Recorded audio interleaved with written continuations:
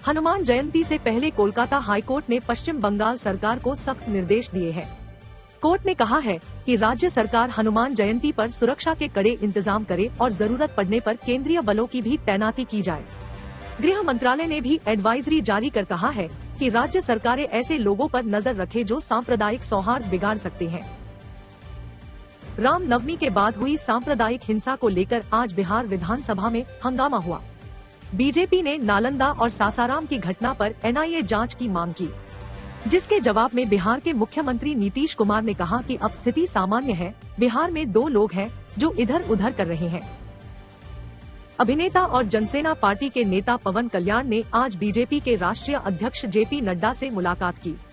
पवन कल्याण ने कहा कि दक्षिण भारत में उनका और बीजेपी का एजेंडा एक ही है। हालांकि पवन कल्याण की पार्टी के बीजेपी के साथ गठबंधन को लेकर दोनों तरफ से अभी कुछ नहीं कहा गया है। भाजपा नेता ज्योतिरादित्य सिंधिया ने कांग्रेस पार्टी और राहुल गांधी पर निशाना साधा। ज्योतिरादित्य सिंधिया ने कहा कि राहुल गांधी और कांग्रेस पार्टी ने अपनी व्यक्तिगत लड़ाई को लोकतंत्र की लड़ाई बना दिया है, जिसके जवाब में राहुल गांधी ने कहा कि उद्योगपति गौतम अडानी की कंपनी में 20,000 करोड़ रुपए किसके हैं। एनसीईआरटी के द्वारा इतिहास के सिलेबस में किए गए बदलाव पर विवाद शुरू हो गया है। एनसीईआरटी ने हाल ही में मुगल साम्राज्य से जुड़े कुछ चैप्टर को सिलेबस से हटा दिया। इसके विरोध में कांग्रेस पार्टी ने कहा है कि मौजूदा सरकार बदले की भावना से अपनी गलती पर पर्दा डालने की कोशिश कर रही है। ओटीटी प्लेटफॉर्म पर क्रिएटिविटी के नाम पर परोसी जा रही अश्लीलता पर जल्द लगाम लगने वाला है। केंद्रीय सूचना और प्रसारण मंत्री अनुराग ठाकुर ने कहा है कि क्रिएटिव एक्सप्रेशन के नाम पर कुछ भी प्रदर्शित नहीं किया जा सकता। इससे पहले भी अनुराग ठाकुर ने ओटीटी प्लेटफॉर्म्स के कंटेंट में अश्लीलता को लेकर लगातार बढ़ती शिकायतों का संज्ञान लिया था और सही समय पर सख्त कदम उठाने की बात कही थी।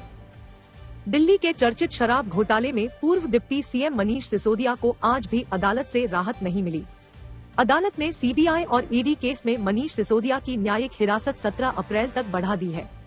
आज ईडी के वकील ने अदालत को बताया कि नई आबकारी नीति में व्यापारियों से मिली घूस की रकम का इस्तेमाल गोवा चुनाव के दौरान किया गया था और इस पैसे का लेन देन हवाला ऑपरेटर के जरिए किया गया था।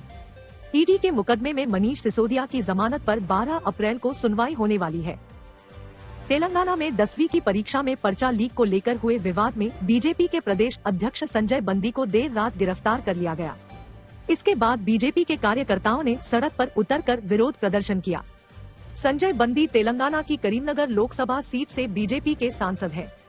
संजय बंदी पर पेपर लीक होने के बाद छात्रों को प्रदर्शन के लिए उकसाने का आरोप है। उनके खिलाफ आईपीसी की धारा 420, 120B, गैरकानूनी गतिविधि की धारा 5 और सीआरपीसी की धारा 154 और 157 के खिलाफ केस दर्ज किया गया था। तेलंगाना के विकाराबाद और कमलापुर में 10वीं कक्षा के पेपर लीक का मामला सामने आया था। पुलिस ने इस केस में संजय बंदी को भी आरोपी बनाया है। प्रयागराज में 2005 के राजू पाल मर्डर केस में 1 लाख रुपए के इनामी आरोपी और माफिया अतीक अहमद के करीबी अब्दुल कवी ने लखनऊ की सीबीआई अदालत में सरेंडर कर दिया है। अब्दुल कवी 18 साल से फरार चल रहा था, लेकिन उमेश पाल हत्याकांड के बाद पुलिस उसे जोर शोर से खोज रही थी। इससे पहले यूपी पुलिस ने अब्दुल कवी के भाई अब्दुल कादिर को गिरफ्तार कर जेल भेज दिया था। 24 फरवरी को प्रयागराज में हुए उमेश पाल की हत्या के बाद अब्दुल कवी के खिलाफ पुलिस की कार्रवाई तेज हुई थी।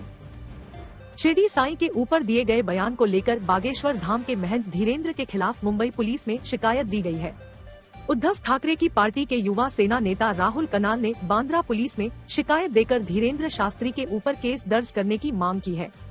धीरेन्द्र शास्त्री के ऊपर धार्मिक भावनाओं को ठेस पहुंचाने का आरोप लगाया गया है।